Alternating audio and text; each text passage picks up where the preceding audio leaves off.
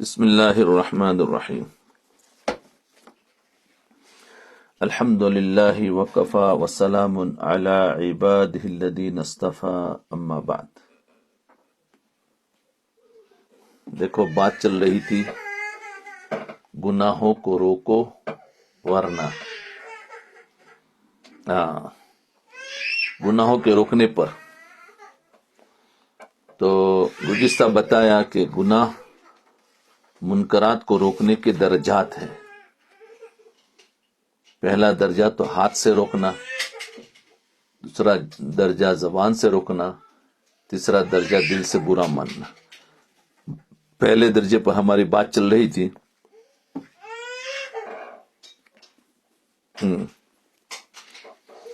کہ جیسے شادی کے اندر گھر کے بڑے ہوتے ہیں، ان کو پتا بھی ہے کہ یہ چیز نہیں کرنا چاہیے، اس کے باوجود بھی اس میں شریک ہو جاتے، تو یہ بہت بری چیز ہوتی ہے۔ اب منکرات سے روکنے کا دوسرا درجہ کیا ہے؟ پہلا درجہ بتایا تھا جی، ایک منٹ۔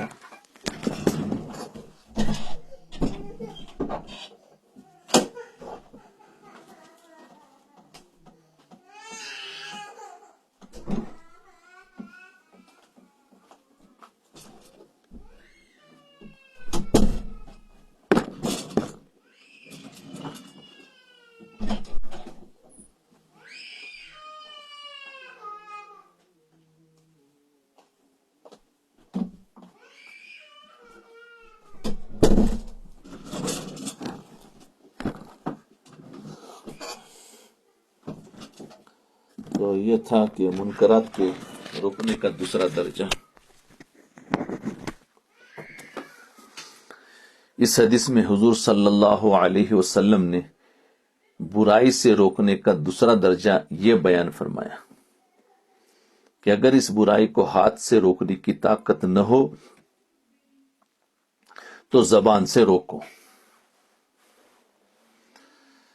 اور الحمدللہ ہاتھ سے روکنے کی طاقت تو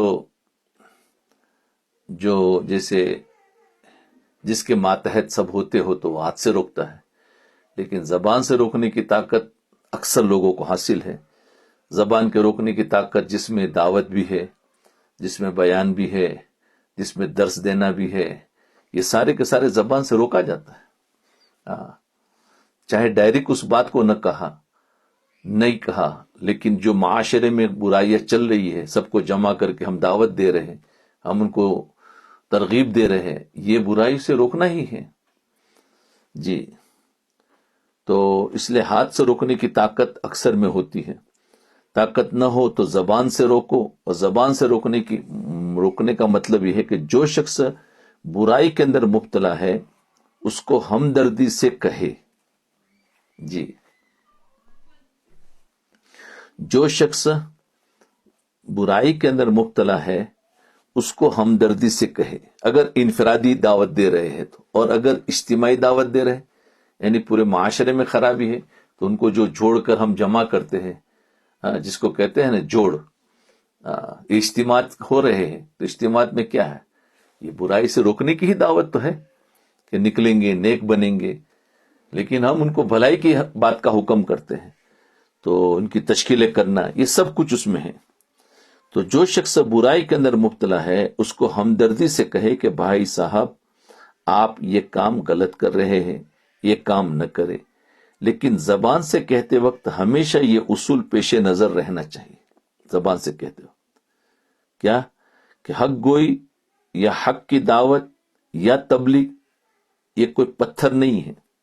دیکھو حق بات یا حق کی دعوت یا جو تبلیغ کرے یہ کوئی پتھر نہیں ہے کہ اس کو تم نے اٹھا کر مار دیا۔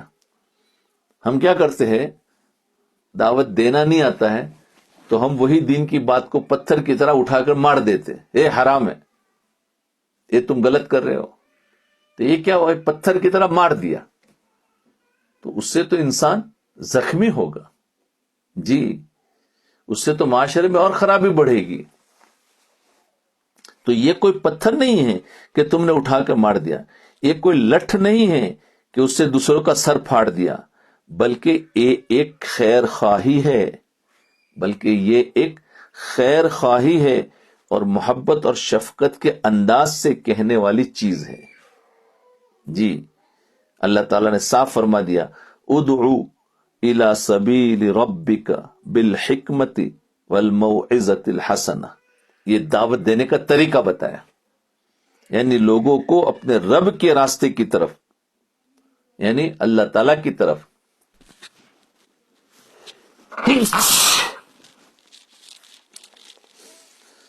حکمت اور نرمی سے اور موعظت حسنہ سے بلاؤ۔ حکمت اور نرمی اور مواعظ سے ان کو بلاؤ۔ دیکھو، حضرت موسیٰ علیہ السلام کو اللہ تعالیٰ نے فرمایا نرم بات کرنا، نرم گوئی کی تلقین کی۔ جی، حضرت مفتی شفیع صاحب رحمۃ اللہ علیہ فرمایا کرتے تھے کہ جب اللہ تعالیٰ نے حضرت موسیٰ علیہ السلام کو فرعون کی طرف بھیجا، اب فرعون کتنا بڑا نافرمان تھا، تو حضرت موسیٰ علیہ السلام اور حضرت ہارون علیہ السلام کو تلقین کرتے ہوئے فرمایا قولا لہو قولا لینا، یہ موسیٰ اور ہارون جب تم فرعون کے پاس جاؤ تو اس سے نرمی سے بات کرنا۔ دعوت دینے کا طریقہ، جی، اس لیے دعوت سیکھی جائے۔ ہم الفاظ سیکھ لیتے ہیں لیکن وہ درد نہیں سیکھتے۔ بھائی گش میں کیا بات کرنی ہے تو بھائی یہ بات کرنی ہے، اور کسی کی ملاقات میں جاؤ تو کیا بات کرنی، تو یہ بات ہم نے رٹ لیا، حفظ کر لیا، جا کے سنا دیا، یہ تو لٹ مارا۔ یہ تو الفاظ پہلے سیکھنا ہے، اس کے بعد پھر وہ درد سیکھنا ہے۔ تو دیکھو، فرعون کے پاس بھیج رہے اللہ تعالیٰ موسیٰ علیہ السلام ان کے بھائی ہارون کو، اور نصیحت کر رہے، حالانکہ فرعون تو بہت بڑا پکا کافر، خدائی کا دعویٰ کرنے والا، تو موسیٰ علیہ السلام کو کہنا چاہیے تھا اس کو ذرا زبردست بات کرنا، کڑک بات کرنا۔ عقل تو یہی کہتی تھی، اتنے بڑے فرعون کو تو کڑک بات کرنا، لیکن اللہ تعالیٰ کیا فرماتے ہیں کہ ان سے نرمی سے بات کرنا۔ دیکھو، نرمی کا مطلب انداز بھی اچھا ہو، الفاظ بھی اچھے ہو، بات تو حق کی ہے، وہ تو آٹومیٹک کڑوی لگے گی، سمجھے نا؟ حق بات ہر جگہ پر ہر ایک کو بری لگتی ہے، لیکن اگر اس میں طریقہ اچھا لیا یا الفاظ اچھے چنے تو وہ اس کو کھا لے گا اور ہضم ہو جائے گی۔ لیکن اگر ہم نے طریقہ اچھا نہیں لیا تو پھر اس کو یہ بات کڑوی لگے گی۔ اس لیے اب بہت سارے لوگ بیچارے دین کی دعوت دیتے ہیں، سمجھانے جاتے ہیں، لیکن لڑائی ہو جاتی۔ بھئی میں تو حق بات کہتا ہوں، کیوں میری بات نہیں مانی جاتی؟ حق بات کہتا ہوں، بھئی بات حق ہوتی ہے، لیکن یہ حق بات کڑوی ہوتی ہے، اس لیے اس کو میٹھی چاشنی میں ڈال کر دو تو اس کی کڑواہٹ ختم ہو جائے گی، اور وہ چاشنی جو ہے میٹھی، وہ اس کا انداز، اس کے الفاظ، اور اس کو اپنے سے اچھا سمجھتے ہوئے بات کرو، تو یہی ہے یعنی حکمت اور موعظت۔ جی، تو یہ بات یاد رکھیے۔ تو دل کے درد کے ساتھ کہیں گے تو وہ بات پھر اس کو کڑوی نہیں لگے گی، وہ سوچنے پر مجبور ہوگا کہ بات انہوں نے صحیح کی، لیکن نہیں ہوتی ہے اور بات ہے، ورنہ اگر اس طریقے سے نہ کہی گئی تو بات کو اڑا دیتا ہے۔ تو دیکھو، فرعون کے پاس جا کر نرمی سے بات کرنا، جی، نرمی سے، یعنی الفاظ اچھے چننا۔ یہ موسیٰ اور ہارون جب تم فرعون کے پاس جاؤ تو اس سے نرمی سے بات کرنا۔ اب دیکھیے، یہ تلقین فرعون کے بارے میں فرمائی، جبکہ اللہ تعالیٰ کو معلوم تھا کہ یہ بدبخت ہے، راہ راست پر آنے والا بھی نہیں ہے، اور یہ بھی اللہ کو معلوم تھا کہ یہ راہ راست پر آنے والا بھی نہیں ہے، پھر بھی دعوت دینے کے لیے فرماتے نرم بات کرنا، جس کے بارے میں یقین ہے اللہ تعالیٰ کو، اللہ تعالیٰ ہی نے کہ اس کی ہدایت ہے ہی نہیں، لیکن پھر بھی دعوت کے لیے بھیج رہے، کیوں؟ تو یہ حجت کو تام کرنا ہے کہ دیکھو ہم نے تیرے پاس بندے بھیجے تھے۔ جی، تو راہ راست پر آنے والا نہیں، یہ ضدی اور ہٹ دھرم ہے، اور آخر وقت تک ایمان نہیں لائے گا، لیکن اس کے باوجود اس کے بارے میں حکم دیا کہ اس سے نرمی سے بات کرنا۔ تو حضرت مفتی شفیع صاحب رحمۃ اللہ علیہ فرمایا کرتے تھے کہ آج تم حضرت موسیٰ علیہ السلام سے بڑھ کر تو مسلح نہیں ہو سکتے۔ آج جتنے بھی دینی محنت کر رہے ہیں، موسیٰ علیہ السلام سے بڑھ کر تو کوئی مسلح نہیں ہے، نہیں ہو سکتا۔ اور ہمارا جو مخالف ہے وہ فرعون سے بڑھ کر گمراہ نہیں ہو سکتا۔ ہم جس کو بھی دعوت دے رہے وہ فرعون سے بڑا تو گمراہ نہیں ہے، وہ تو فرعون سے اچھا ہے، ایمان والے ہیں، لیکن گمراہ ہو گئے۔ فرعون تو ایمان والا ہی نہیں تھا۔ تو فرمایا موسیٰ علیہ السلام سے بڑھ کر ہم مسلح نہیں ہیں۔ فرعون ہمارا مخالف، فرعون ہمارا مخاطب فرعون سے بڑھ کر گمراہ نہیں ہو سکتا۔ جب ان لوگوں کو نرمی سے بات کرنے کا حکم دیا گیا ہے تو پھر ہمارے لیے تو اور زیادہ واجب ہے کہ ہم نرمی سے بات کریں۔ ہمارے لیے تو اور زیادہ واجب ہے خیال کرنا، نرمی سے بات کرے۔ یہ نہیں ہے کہ لٹھ مار دیا جی، ہم لٹھ نہ مارے۔ یہ کوئی پتھر نہیں ہے کہ اٹھا کے مار دیا جی۔ دعوت دینے کا طریقہ نہیں آتا ہے تو سیکھے، الفاظ سیکھا ہے تو اب ہمدردی سیکھے۔ تو جب اندر ایمان بنتا ہے تو پھر انسان کے اندر وہ ہمدردی آتی ہے۔ تو یاد رکھے، تو بات یہ کہہ رہے کہ زبان سے دعوت دو دوسرا طریقہ ہے۔ تو زبان سے دعوت دینے کا مطلب ایسے ہی نہیں کہ ہم اٹھا کر بات کر دیا، بلکہ اس کو اسی لیے ہم جب جاتے ہیں جماعت بناتے ہیں تو کیا کہتے ہیں، بھائی چلو تمہارا نام لکھایا تھا، تم نے ارادہ کیا تھا، اب جا کے مار دیا۔ نہیں، جس کا بھی تمہارے پاس نام ہے کہ انہوں نے ارادے کیے تھے، انہوں نے نام لکھائے تھے، تو ان کے پاس جا کر ایسی بات کی جائے، ایسی نرم اور ایسی ایمانی طاقت والی بات کی جائے کہ ان کا اندر کا جذبہ یہ کہے کہ میں ابھی تیار ہوں، یہ لو میری وصولی، یہ ہو۔ لیکن آج ہمیں بات کرنا نہیں آتا تو ہم لٹ پھینکتے ہیں، تو بیچارہ وہ بھاگتا ہے، گھر میں ہوتا تو کہہ دیتا ہے کہ بھائی کہہ دو کہ گھر میں نہیں ہے، یا تو پتا ہے کہ آ رہے تو دوسرے راستے سے نکل جاتا ہے۔ تو یہ سب کیا ہو رہا ہے کہ ہم نے دین کو اتنا وہ کر دیا کہ لوگ اس سے ڈر رہے ہیں۔ تو یہ بات کرنے کا طریقہ نہ آنے کی وجہ سے ہوتا ہے۔ تو یاد رکھیے کہ ان لوگوں کو، اس لیے ہمیں بات، بھلے جو بھی انسان ہے تیار نہ ہوا وہ اور بات ہے، لیکن اس کے سامنے دین کی بات آنی چاہیے، نرمی کے ساتھ اور اچھے انداز کے ساتھ۔ تو زبان سے روکنے کے آداب ہیں، بلکہ زبان سے روکنے بھی کی کچھ آداب ہیں۔ مثلا یہ کہ مجمع کے سامنے نہ کہے۔ اب ایک آدمی کو اگر انفرادی آپ اس کی تربیت کرنا چاہتے، کچھ کہنا چاہتے ہیں، تو اس کا ایک ادب تو یہ ہے کہ اس کو پھر مجمع کے سامنے نہ کہو، 8-10 لوگ بیٹھے، تو کل کدھر گیا تھا، کیوں نہیں آیا، کیوں ایسا کرتا ہے، تو اب مجمع کے سامنے نہ کہو۔ تو زبان سے روکنے کی بھی کچھ آداب ہے، مجمع کے سامنے نہ کہے۔ دوسرا، اس کو رسوا اور ذلیل نہ کرے، ایسے انداز سے نہ کہے جس سے اس کی اپنی ذلت محسوس ہو، سبکی محسوس ہو، اس انداز سے نہ کہے، بلکہ تنہائی میں محبت سے، شفقت سے، پیار سے، خیر خواہی سے سمجھائے۔ یہ ہے، کسی کو بات کرنا ہے تو بات کرنے کا ڈھنگ ہو، محبت ہو، شفقت ہو، پیار ہو، خیر خواہی ہو، آرڈر نہ ہو۔ بعض مرتبہ ہم آرڈر دے دیتے۔ بعض لوگ یہ عذر پیش کرتے ہیں کہ آج کل لوگ نرمی سے بات نہیں مانتے۔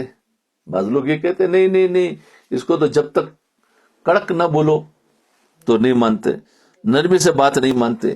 بقول کسی کے کہ لاتوں کے بھوت باتوں سے نہیں مانتے، یہ بازوں کا یہ ہوتا ہے۔ تو بھائی، اگر وہ تمہاری بات نہیں مانتے تو تم داروغہ تو نہیں ہو، تم اس کے تو مکلف نہیں ہو کہ تمہارے ہاتھ میں ہدایت، تم داروغہ نہیں ہو، تم واچ مین نہیں ہو۔ اللہ تعالیٰ کی طرف سے تمہارے اوپر یہ فریضہ عائد نہیں کیا گیا ہے کہ تم اس کی پوری نگرانی رکھو اور اس کو سیدھے راستے پر لانا ہے، یہ نہیں کیا ہے کہ تمہاری زبان سے دوسروں کی ضرر اور اصلاح ہونی چاہیے، دوسروں کی ضرور اصلاح ہونی چاہیے، تمہاری زبان سے دوسروں کی ضرور اصلاح ہونی چاہیے، یہ تو اللہ تعالیٰ نے کہیں نہیں کہا، بلکہ تمہارا فریضہ، ہمارے پر فریضہ کتنا ہے؟ صرف اتنا ہے کہ تم حق نیت سے، حق طریقے سے حق بات کہہ دو، بس اتنا ہمارے اوپر ہے۔ ارے بھائی یہ تو بات نہیں مانتے، لاتوں کے بت باتوں سے نہیں مانتے، ان کو تو لات ماننی پڑتی ہے، جب جا کے سمجھتے ہیں، یہ سب غلط باتیں، غلط باتیں۔ ہماری زبان کو خراب نہ کرے، ہمارے ہاتھ میں ہدایت نہیں ہے۔ اگر وہ آدمی نہیں مانتا ہے، نرمی سے سمجھایا، نہیں مانتا ہے تو کوئی بات نہیں، سمجھاتے رہو، اس کی ہدایت آج نہیں ہے، شاید آئندہ مہینے میں ہو، شاید 1 سال کے بعد ہو، شاید 2 سال کے بعد ہو، شاید 10 سال کے بعد لکھی ہو، ہدایت لکھی ہوگی۔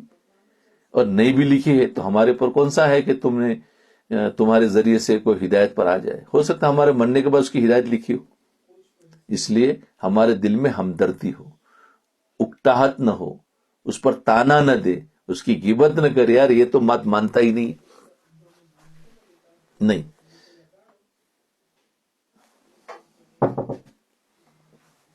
تو اتنا ہے کہ حق نیت سے، حق طریقے سے حق بات کہہ دو، لہذا زبان سے کہتے وقت اس کی اصلاح کی نیت ہونی چاہیے۔ جی، مثلا اگر کوئی شخص بیمار ہو جائے، مثال کے طور پر اگر کوئی شخص بیمار ہو جائے تو ڈاکٹر اس پر غصہ نہیں کرتا کہ تو بیمار کیوں ہوا۔ بتاؤ کوئی ڈاکٹر آج دنیا میں ملا ہے کہ جو مریض پر اس لیے غصہ ہوا کہ تو بیمار کیوں ہوا؟ بتاؤ دنیا میں کوئی بھی، آپ کے پاس بھی کوئی آیا ہو تو بتاؤ مجھے، کوئی نہیں ملے گا، چاہے وہ مسلم ہو غیر مسلم ہو، کوئی بھی، کیونکہ اس نے سیکھا ہے مریضوں کو دیکھنا، اس کو پتا ہے کیا محبت سے مریض کو بلانا چاہیے۔ تو بیمار کیوں؟ بلکہ اس کے ساتھ نرمی کا معاملہ کرتا ہے اور اس کا علاج کرتا ہے، اس کے اوپر ترس کھاتا ہے۔ جی، تو اسی طریقے سے یہ امت جو ہے وہ بیچاری بیمار ہے، اور جو تھوڑے بہت دیندار ہے، علماء ہے، اللہ والے ہے، تو وہ اس کے ڈاکٹر ہے۔ اگر ان کو پیار محبت سے بلانا نہیں آتا ہے تو سمجھو ابھی تک ان کے اندر وہ صلاحیت پیدا نہیں ہوئی کہ امت میں کام کر سکے، وہ ابھی سیکھنے والے۔ جی، امت تو بڑے بڑے کام کریں گے، گناہوں میں مبتلا ہوگی، سب کچھ ہوگا، ہمارا کام ہے گویا وہ ایک بیمار ہوا ہے کہ آدمی بیچارہ گناہ سے پریشان ہے تو بیمار ہے، تو کیا کرو؟ اس کو پیار دو، اس کو بٹھاؤ، اس سے نفرت نہیں کرنا ہے۔ آج ہم نیکوں سے محبت کرتے ہیں، برائی والوں سے، بروں سے نفرت کرتے ہیں، یہ غلط بات ہے۔ بلکہ بروں سے محبت کرنی ہے، محبت کر کے ان کو سمجھانی ہے، تو جب جا کے ان کے اندر سے برائی نکلے گی۔ ہماری محبت اس کی برائی سے نہیں ہے، ہماری محبت وہ بیمار ہے تو بیمار سے محبت ہے۔ جیسے ڈاکٹر ہے کہ مریض سے ذرا اچھی نرمی سے بات کرتا ہے، تو کیا ڈاکٹر کو اس بیماری سے محبت ہے؟ نہیں، بیماری تو ڈاکٹر بھی جانتا ہے خراب ہے، لیکن اس کی بیماری کو اچھا کرنے کے لیے پہلے اس مریض کو مجھے اچھی طریقے سے بات کرنی، تو یاد رکھیں۔ تو اس کے لیے ترس کھانا، اس طرح جو شخص کسی گناہ کے اندر مبتلا ہے وہ در حقیقت بیمار ہے، وہ ترس کھانے کے لائق ہے، اس لیے اس پر غصہ نہ کرو، بلکہ اس کو شفقت اور محبت کے ساتھ سمجھانے کی کوشش کرو، چاہے وہ کتنے ہی بڑے گناہ میں مبتلا ہو، کتنے ہی بڑے، اور ہم جانتے بھی ہیں اس کے گناہ، لیکن اگر ہمارے پاس وہ کوئی بات پوچھنے کے لیے آئے، ہم بہت اس کو محبت اور پیار دیں، یا ہم اس کو سمجھانے کے لیے جائے تو ہمارے سامنے اس کے گناہ بالکل نہ ہو، ہمارے سامنے تو یہ ہو کہ یہ میرے سے زیادہ نیک آدمی ہے، کیا پتا اس کی کون سی ادا اللہ کو پسند ہو، اور کیا پتا میری کون سی ادا اللہ کو ناپسند ہو، تو انسان اس کو اچھا سمجھتے ہوئے جائے گا تو وہ انسان اپنے گناہ کو چھوڑ دے گا۔ یہ طریقہ ہے۔ ایک نوجوان کا واقعہ سنو۔ ایک نوجوان حضور صلی اللہ علیہ وسلم کی خدمت میں آیا اور عرض کیا، یا رسول اللہ صلی اللہ علیہ وسلم، مجھے زنا کرنے، بدکاری کرنے کی اجازت دیجیے۔ اس لیے کہ میں اپنے اوپر کنٹرول نہیں کر سکتا. ذرا دیکھو نوجوان صحابی آئے, یا اللہ,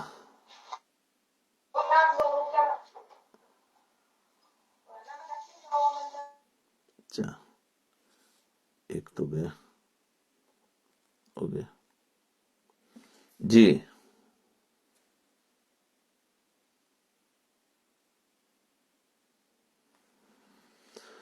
تو کیا کہنا ہے, ایک نوجوان صحابی آئے کہ مجھے زنا کرنے, بدکاری کرنے کی اجازت دے دیجئے, اس لیے کہ میں اپنے کو کنٹرول نہیں کر سکتا. تو آپ ذرا اندازہ لگائیے کہ وہ نوجوان ایک ایسے کام کی اجازت حضور صلی اللہ علیہ وسلم سے طلب کر رہا ہے جس کے حرام ہونے پر تمام مذاہب متفق ہے. آج اگر کسی پیر یا شیخ سے کوئی شخص اس طرح کی اجازت مانگے تو بول دو, بتاؤ, غصے کے مارے اس کا پارا کہیں سے کہیں پہنچ جائے گا. ارے تو نے اتنا وقت لگایا ہوا ہے, اور تو ایسا ہے, تو ایسا ہے, تو ایسا ہے, اتنا نیک ہے, اور تو آج اس طریقے سے سوچ رہا ہے. نہیں, دیکھو یہ ہے امت تو بیچاری بگڑی ہوئی ہے, بیمار ہے, بیمار ہے. یہ کہیں گے بیمار ہے روحانی, ہمیں اس کو شفقت سے صحیح راستے پر لانا ہے. ہم بھی بیمار ہیں, ان کو لاتے رہیں گے تو ہم بھی صحیح ہو جائیں گے. تو فرمایا ہم اگر ہوتے تو غصے کے مارے ہمارا تو کہیں سے کہیں پارا کھسک جائے, لیکن حضور صلی اللہ علیہ وسلم کی ذات پر قربان جائیے کہ آپ نے اس پر ذرا برابر بھی غصہ نہیں کیا اور نہ اس پر ناراض ہوئے. آپ سمجھ گئے کہ بیچارہ بیمار ہے, ایک غصے کا مستحق نہیں ہے بلکہ ترس کھانے کا مستحق ہے, غصے کا مستحق نہیں ہے. اگر ہم غصے ہو جائے تو پھر یہ اصلاح کرنے والا نہیں ہے, یہ کچا ہے, پھر اس کو اصلاح نہیں کرنی چاہیے.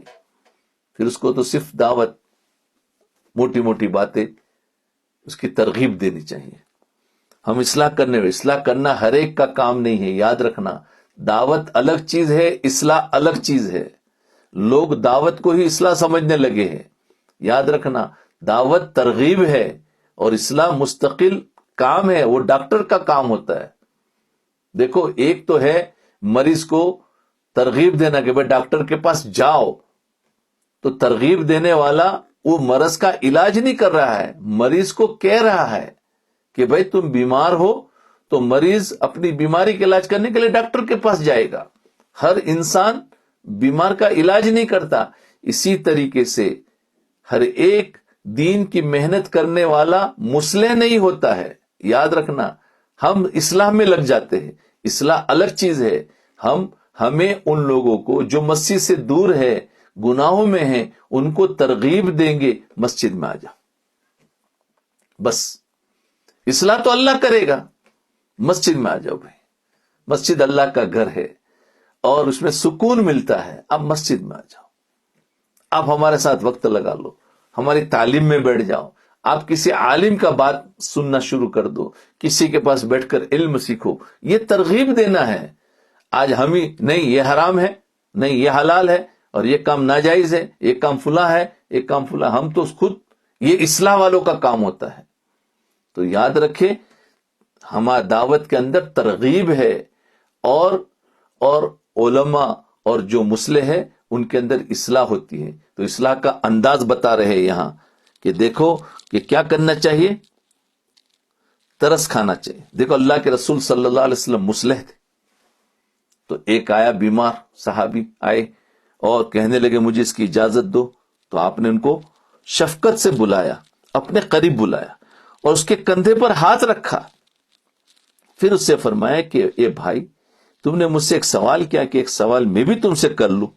اس نوجوان نے اس کہا, یا رسول اللہ کیا سوال ہے؟ آپ نے فرمایا کہ بتاؤ کہ اگر کوئی دوسرا آدمی تمہاری بہن کے ساتھ یہ معاملہ کرنا چاہے تو کیا تم اس کو پسند کرو گے؟ اس نوجوان نے کہا کہ نہیں یا رسول اللہ صلی اللہ علیہ وسلم. پھر آپ نے فرمایا اگر کوئی شخص تمہاری بیٹی کے ساتھ یا تمہاری ماں کے ساتھ یہ معاملہ کرنا چاہے تو کیا تم اس کو پسند کرو گے؟ اس نوجوان نے کہا کہ نہیں یا رسول اللہ, میں تو پسند نہیں کروں گا. پھر آپ نے فرمایا کہ تم جس عورت کے ساتھ یہ معاملہ کرو گے وہ بھی تو کسی کی بہن ہوگی, کسی کی بیٹی ہوگی, کسی کی ماں ہوگی تو دوسرے لوگ اپنی بہن، اپنی بیٹی سے اور اپنی ماں کے ساتھ اس معاملے کو کس طرح پسند کریں گے؟ یہ سن کر اس نوجوان نے کہا کہ یا رسول اللہ، اب بات سمجھ میں آ گئی۔ دیکھو کتنا شفقت سے سمجھایا۔ یہ ہے اصل میں سمجھانے کا طریقہ بتا رہے ہیں کہ دیکھو کیسے سمجھانا چاہیے۔ تو کہا بات سمجھ میں آ گئی، اب میں دوبارہ ایک کام نہیں کروں گا، اور اب میرے دل میں اس کام کی نفرت بیٹھ گئی۔ اس طریقے سے آپ نے اس کی اصلاح فرمائی۔ اس کو کہتے سمجھانے کا انداز۔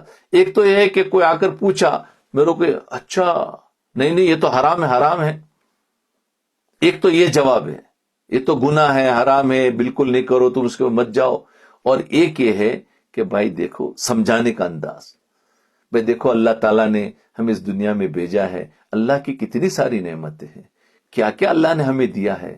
دیکھو آسمان دیا، زمین دی، ہوا دی، پانی دیا، رات اور دن دیا، کپڑے دیے، کھانا دیا، زبان دی، اللہ کی نعمتوں کو گناؤ۔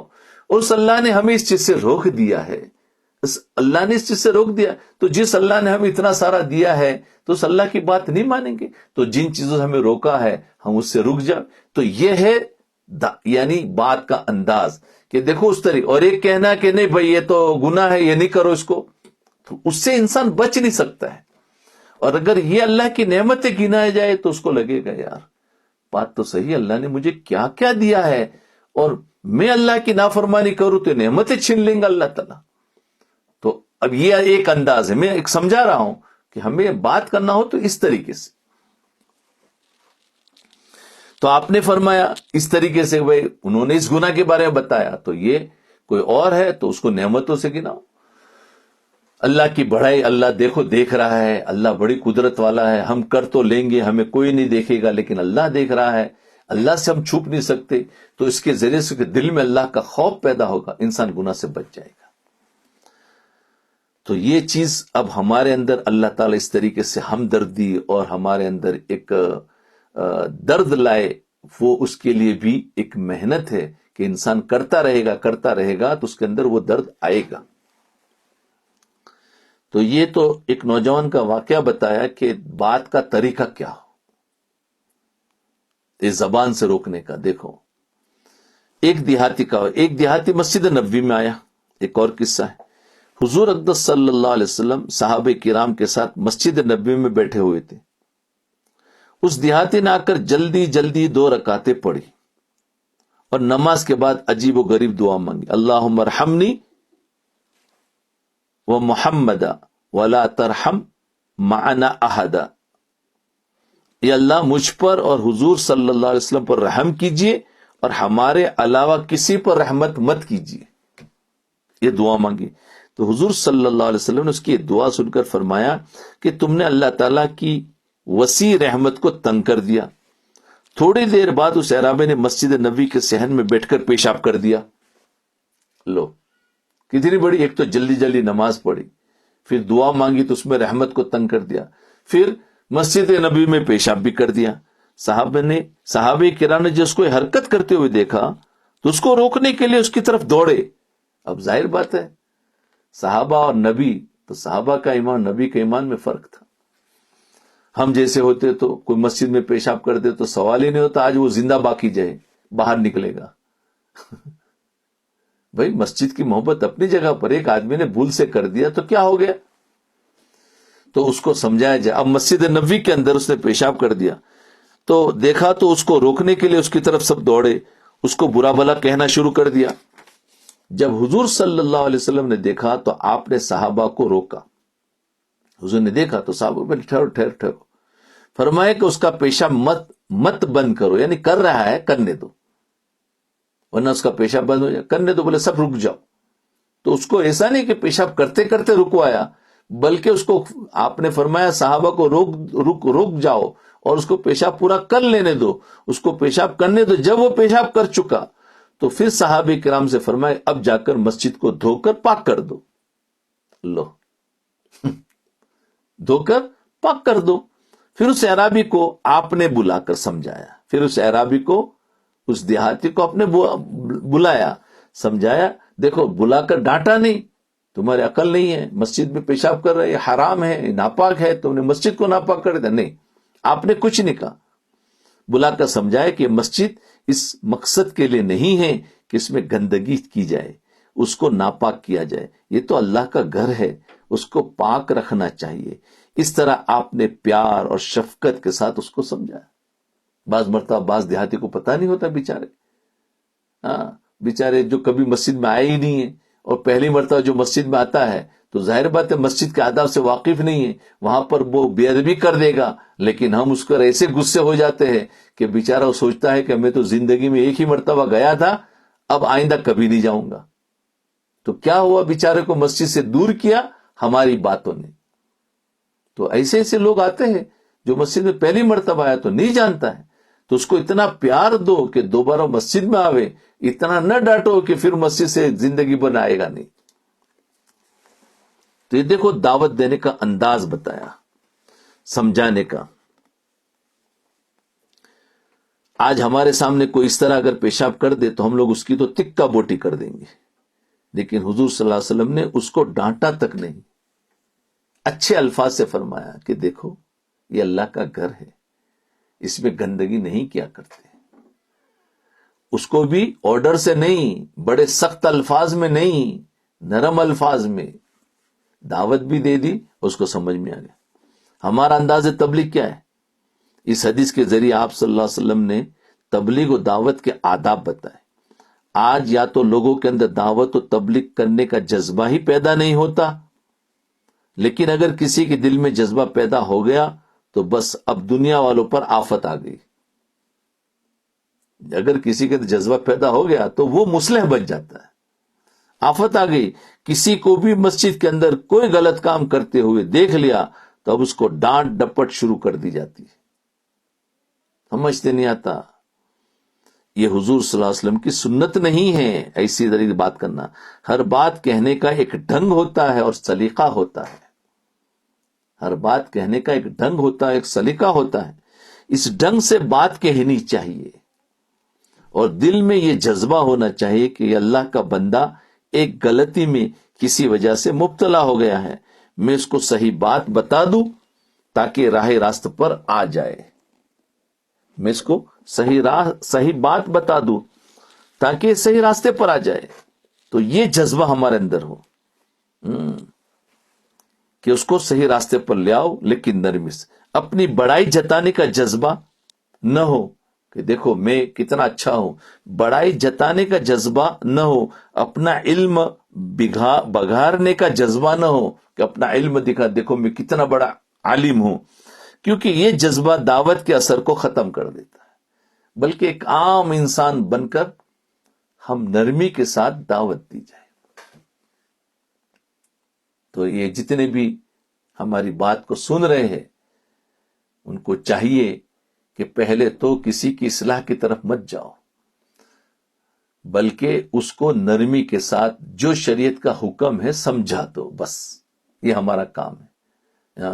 شریعت کا جو حکم ہے نرمی کے ساتھ اچھے ڈھنگ سے سمجھا دینا، تو انشاءاللہ وہ بات اس کو اثر کرے گی. آج سے ہم یہی کام کریں. اب ایک اشکال یہ ہوتا ہے یہاں پر کہ اگر ہم اس طرح پیار اور نرمی سے لوگوں کو روکتے ہیں تو لوگ مانتے نہیں ہیں. لوگ مانتے نہیں ہیں. اس کا جواب یہ ہے کہ لوگوں کا ماننا تمہاری ذمہ داری نہیں ہے. لوگوں کا ماننا یہ تمہاری ذمہ داری نہیں ہے، بلکہ اپنے بات لوگوں تک پہنچا دینا یہ تمہاری ذمہ داری ہے. ہماری بات یا شریعت کی بات لوگوں تک پہنچا دینا. اب جس آدمی نے غلطی کی ہے اس کو پتہ نہیں، تو اس کو شریعت کی بات بتا دینا کہ بھائی دیکھو شریعت میں اس طریقے سے حکم ہے، یہ پہنچا دینا. اب وہ بات مانے، دوسرے دن آ کر پھر غلطی کرے، پھر اسی طریقے سے سمجھاؤ. جی تو کیا آج کہا کل مان لے، یہ نہیں ہو سکتا. یہ ہمارا کام نہیں ہے. کہتے مانتا ہی نہیں ہے، تو مانا نہیں تو اس کا مطلب کیا کرا؟ اب اس کو مسجد سے بھگا دینا یا اس کو مارنا، اس کو ذلیل کرنا، مائک پر اعلان کرنا، یہ سب نہیں ہمارے ہاتھ میں. ہمارے ہاتھ میں تو ترغیب دینا ہے، دوبارہ اس کو سمجھا. فرمایا تمہاری ذمہ داری پہنچا دینا ہے. قرآن کریم میں واقعہ لکھا ہے کہ ایک قوم گناہی میں نافرمانی میں غرق تھی، اس کی اصلاح کی کوئی امید نہیں تھی. ان پر اللہ تعالیٰ کا عذاب آنے والا تھا، لیکن عذاب آنے سے پہلے کچھ اللہ کے نیک بندے ان کو تبلیغ کرتے رہے اور نرمی سے سمجھاتے رہے کہ یہ کام مت کرو. کسی نے نصیحت کرنے والوں سے کہا لم تعظون قوما اللہ مہلکہم،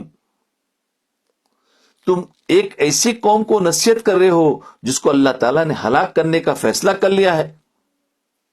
تو کچھ لوگ آ کر ان کو نصیحت کرنے لگے، یعنی اس قوم کو. اس میں سے کچھ لوگوں نے کہا کہ تم ان کو کیا نصیحت کر رہے ہو کہ ان کے اوپر تو اللہ تعالیٰ نے عذاب کا فیصلہ کر دیا ہے، ان کو نصیحت کر کے کیا فائدہ.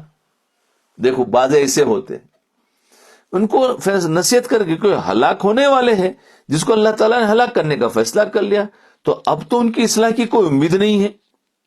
ان اللہ کے نیک بندوں نے سبحان اللہ ان کو جواب دیا. دیکھو بہت قیمتی بات ہے کہ بعض مرتبہ یہاں تو فیصلہ ہو چکا تھا، پھر بھی وہ لوگ ان کو دعوت دے رہے تھے.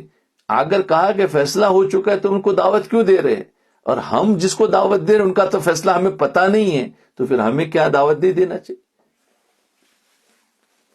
تو کیا عجیب جواب دیا، فرمایا کہ معذرتن الی ربکم، یعنی یہ تو ہمیں بھی معلوم ہے کہ یہ لوگ معاند ہے، ہٹ دھرم ہے، ہٹ دھرمی ہیں، بات نہیں مانیں گے، لیکن ہم ان کو نصیحت کر رہے ہیں.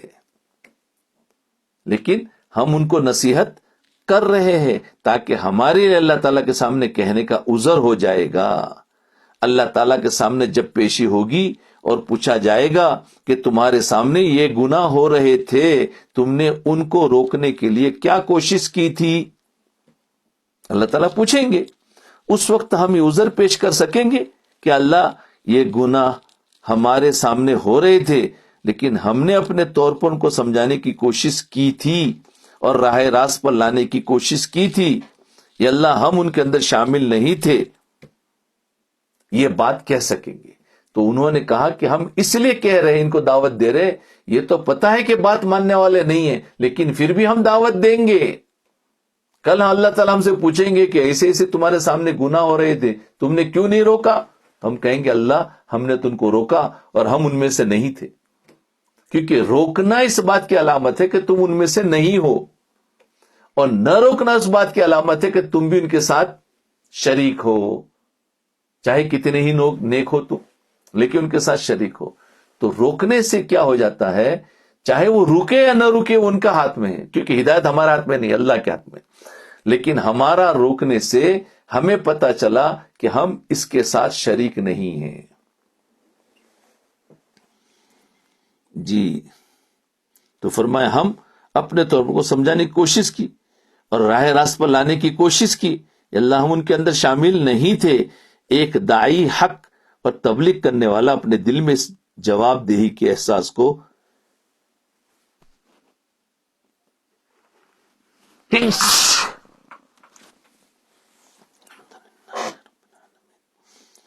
تو فرمایا ایک داعی حق اور تبلیغ کرنے والا، محنت کرنے والا اپنے دل میں اس جواب دہی کے احساس کو دل میں رکھتے ہوئے دعوت دے، پھر چاہے کوئی مانے یا نہ مانے. یاد رکھو، پھر چاہے وہ بیوی ہو، بیوی کو بھی دعوت دو. بیوی جیسے آئی ہے، اب اس کو وہ ماحول اپنے میکے میں نہیں ملا تھا، دین کا، نمازوں کا، علم کا، کچھ بھی شریعت نہیں جانتی. اور شوہر دیکھو تو بڑا دیندار تھا، اس کو اچھا ماحول ملا تھا. تو اب بیوی کو کیا کرے، وہ دعوت دے، اس کو سکھاوے، یہ ہے، اور ترغیب دے. اگر وہ نیک اعمال پر آ رہی تو الحمدللہ، نہیں آ رہی ہے تو ہمارا کام تو یہی تھا، اس کی ہدایت جب لکھی ہوگی وہ آ جائے گی. لیکن ڈانٹنا، تانا دینا، تو نے کیا سکھایا، تو کچھ نہیں جانتی، جاہل ہے، اور اس کو مارنا، یہ سب تو کہیں نہیں ہے کہ مار مار کر ہدایت پر نہیں لا سکتے ہیں، بلکہ ترغیب دی جائے. اولاد ہے، اگر برائی میں چلی گئی تو اس کو ترغیب دی جائے. اس کو ڈانٹا نہ جائے، اس کو گھروں سے بگایا نہ جائے، تم بھاگ جاؤ، تم دین نہیں ہو، ہماری بات نہیں مانتے. نہیں، ان کو بھی نرمی سے سمجھایا جائے. کیوں کہ یہ سب کچھ اللہ کی طرف سے ہو رہا ہے، ہمارا کام ہے جو غلطیوں کو سمجھاتے رہے. تو یہ ہے دعوت یہ نہیں ہے کہ صرف مسجد والی جماعت سے جو طے ہوا ہے اس کو جا کر ملاقات کرنا ہے. نہیں، گھر میں بیوی ہو، اولاد ہو، رشتہ دار ہو، دوست احباب ہو، سمجھے نا، جو بھی سفر میں جا رہے ہو، بس میں جا رہے ہو، ٹرین میں جا رہے ہو، آس پاس میں جو بیٹھا ہو اس سے ملاقات کر کے اس کو سمجھایا جائے. تو یہ ہے کہ ہر جگہ پر ہمیں یہ کرنا ہے. لیکن یہ کوشش نہ کرے، یہ نہ سوچے کہ نہیں یہ میری بات نہیں مانتا، یہ نہ کرے. ہاں، ہم صحیح طریقے سے، حق بات ہو، طریقہ حق ہو، اور سمجھانے کا انداز بھی حق ہو. جی، بات حق ہو اور سمجھانے کا انداز حق ہو، اور صحیح ڈھنگ سے سمجھایا جائے. یہ ہے ڈھنگ بھی صحیح ہو، حق نیت ہو، نیت صحیح ہو، ایک نیت صحیح ہو، حق نیت، حق طریقہ اور حق بات. اس طریقے سے 3 چیزیں ہوگی تو انشاءاللہ ضرور اثر کریں گے. اوہو، ٹائم بھی ہو گیا، پتہ بھی نہیں چلا. تو تم ایسی قوم کو نصیحت کر رہے ہو. تو فرمایا اس جواب دہی کے احساس کو دل میں رکھتے ہوئے دعوت دے، پھر چاہے کوئی مانے یا نہ مانے، وہ انشاءاللہ بری ذمہ ہو جائے. حضرت نوح علیہ السلام 950 سال تبلیغ کرتے رہے، لیکن صرف 19 آدمی مسلمان ہوئے. اب اس کا کوئی وبال حضرت نوح علیہ السلام پر نہیں ہوگا، اس لیے کہ مسلمان بنا دینا ان کی ذمہ داری نہیں تھی. اس لیے تم بھی حق بات، حق نیت سے، حق طریقے سے، نرمی اور خیر خواہی کے جذبے سے کہہ دو، انشاءاللہ تم بری ذمہ ہو جاؤں گے. تجربہ یہ ہے کہ اگر آدمی لگاتار اس جذبے کے ساتھ بات کہتا رہتا ہے تو اللہ تعالیٰ فائدہ بھی پہنچا دیتا ہے. یہ منکرات کا دوسرا درجہ تھا. اب انشاءاللہ منکرات کا تیسرا درجہ بعد میں بتائیں گے. جی، تو آج کی مجلس میں بات کرنے کا ڈھنگ بتایا، طریقہ بتایا، نیت بتائی، تو انشاءاللہ اس سے بہت فائدہ ہوگا. تھوڑی دیر ہم مراقبہ کر لیں، آنکھوں کو بند کر لیں، گردن